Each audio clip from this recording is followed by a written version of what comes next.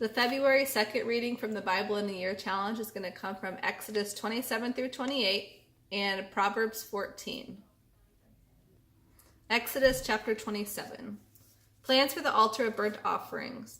Use acacia wood, make a square altar 7.5 feet wide, 7.5 feet long, and 4.5 feet high. Make a horn at each of the four corners of the altar so the horns and altar are all one piece. Overlay the altar and its horns with bronze. The ash bucket, shovels, basin, meat hooks, and fire pans will all be made of bronze. Make a bronze grating with a metal ring at each corner. Fit the grating halfway down into the firebox, resting it on the ledge built there. For moving the altar, make poles from acacia wood and overlay them with bronze. To carry it, put the poles into the rings at two sides of the altar.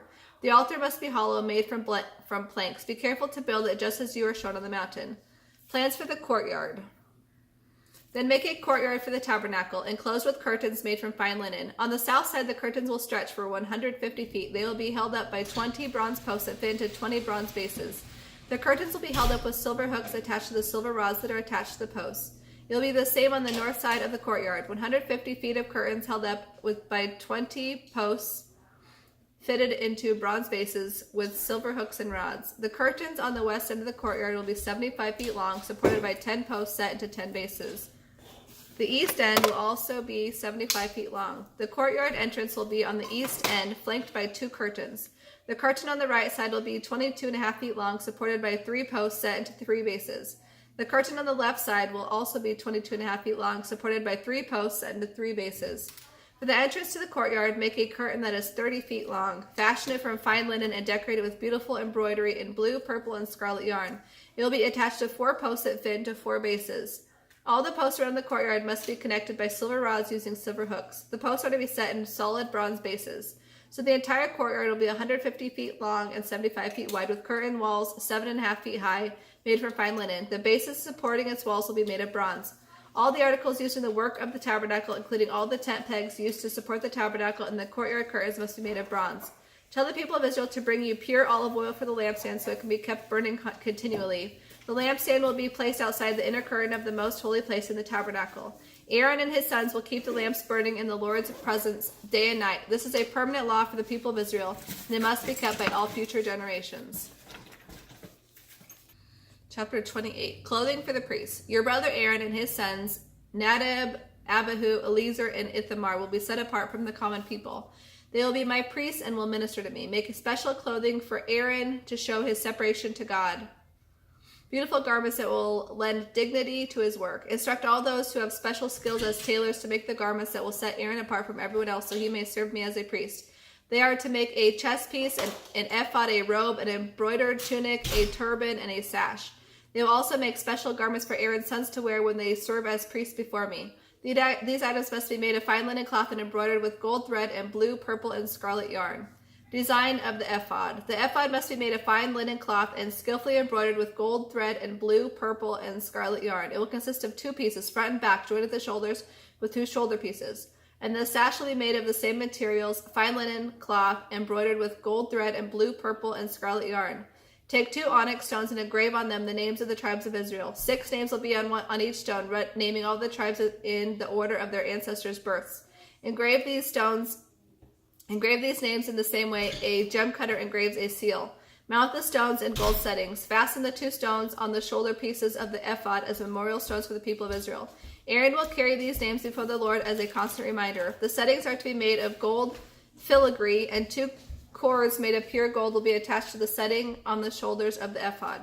Design of the chest piece. Then, with the most careful workmanship, make a chest piece that will be used to determine God's will. Use the same materials as you did for the ephod, fine linen cloth embroidered with gold thread and blue, purple, and scarlet yarn. This chest piece will be made of 2 folds of cloth, forming a pouch 9 inches square.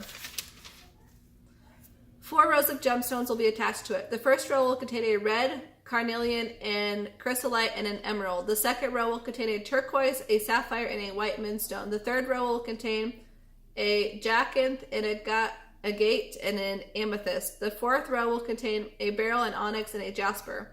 All these stones will be set in gold. Each stone will represent one of the tribes of Israel, and the name of that tribe will be engraved on it as though it were a seal.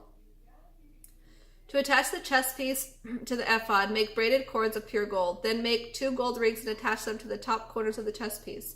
The 2 gold cords will go through the rings on the chest piece, and the ends of the cords will be tied to the gold settings on the shoulder pieces of the ephod. Then make 2 more gold rings and attach them to the 2 lower inside corners of the chest piece next to the ephod, and make 2 more gold rings and attach them to the ephod near the sash. Then attach the bottom rings of the chest piece to the rings on the ephod with blue cords. This will hold the chest piece securely to the ephod above the beautiful sash. In this way, Aaron will carry the names of the tribes of Israel on the chest piece over his heart when he goes into the presence of the Lord in the holy place. Thus the Lord will be reminded of his people continually. Insert into the pocket of the chest piece the Urim and Thummim to be carried over Aaron's heart when he goes into the Lord's presence. Thus Aaron will always carry the objects used to determine the Lord's will for his people whenever he goes in before the Lord. Additional clothing for the priests. Make the robe of the ephod entirely of blue cloth, with an opening for Aaron's head in the middle of it. The opening will be reinforced by a woven collar so it will not tear. Make pomegranates out of blue, purple, and scarlet yarn and attach them to the hem of the robe with gold bells between them. The gold bells and pomegranates are to alternate all the way around the hem. Aaron will wear this robe whenever he enters the holy place to minister to the Lord, and the bells will tinkle as he goes in and out of the Lord's presence. If he wears it, he will not die. Next, make a medallion of pure gold. Using the techniques of an engraver, inscribe it with these words, "Set apart as holy to the Lord." This medallion will be attached to the front of Aaron's turban by means of a blue cord. Aaron will wear it on his forehead, thus bearing the guilt connected with any errors regarding the sacred offerings of the people of Israel. He must always wear it so the Lord will accept the people. Weave Aaron's patterned tunic from fine linen cloth. Fashion the turban out of this linen as well. Also make him an embroidered sash. Then for Aaron's sons, make tunics, sashes, and headdresses to give them dignity and respect. Clothe Aaron and his sons with these garments, and then anoint and ordain them. Set them apart as holy so they can serve as my priests. Also make linen underclothes for them, to be worn next to their bodies, reaching from waist to thigh. These must be worn whenever Aaron and his sons enter the tabernacle or approach the altar in the holy place to perform their duties. Thus they will not incur guilt and die. This law is permanent for Aaron and his descendants. Proverbs 14. A wise woman builds her house. A foolish woman tears hers down with her own hands. Those who follow the right path fear the Lord. Those who take the wrong path despise him. The talk of fools is a rod for their backs, but the words of the wise keep them out of trouble. An empty stable stays clean, but no income comes from an empty stable. A truthful witness does not lie. A false witness breathes lies. A mocker seeks wisdom and never finds it, but knowledge comes easily to those with understanding. Stay away from fools, for you won't find knowledge there. The wise look ahead to see what is coming, but fools deceive themselves. Fools make fun of guilt, but the godly acknowledge it and seek reconciliation. Each heart knows its own bitterness, but no one else can fully share its joy. The house of the wicked will perish, but the tent of the godly will flourish. There is a path before each person that seems right, but it ends in death. Laughter can conceal a heavy heart. When the laughter ends, the grief remains. Backsliders get what they deserve. Good people receive their reward. Only simpletons believe everything they are told. The prudent carefully consider their steps. The wise are cautious and avoid danger. Fools plunge ahead with great confidence. Those who are short-tempered do foolish things, and schemers are hated. The simpleton is clothed with folly, but the wise person is crowned with knowledge. Evil people will bow before good people. The wicked will bow at the gates of the godly. The poor are despised even by their neighbors, while the rich have many, it says, quote, friends. It is sin to despise one's neighbors. Blessed are those who help the poor. If you plot evil, you will be lost, but if you plan good, you will be granted unfailing love and faithfulness. Work brings profit, but mere talk leads to poverty. Wealth is a crown for the wise. The effort of fools yields only folly. A truthful witness saves lives, but a false witness is a traitor. Those who fear the Lord are secure. He will be a place of refuge for their children. Fear of the Lord is a life-giving fountain. It offers escape from the snares of death. A growing population is a king's glory. A dwindling nation is his doom. Those who control their anger have great understanding. Those with a hasty temper will make mistakes. A relaxed attitude lengthens life. Jealousy rots it away. Those who oppress the poor insult their maker, but those who help the poor honor him.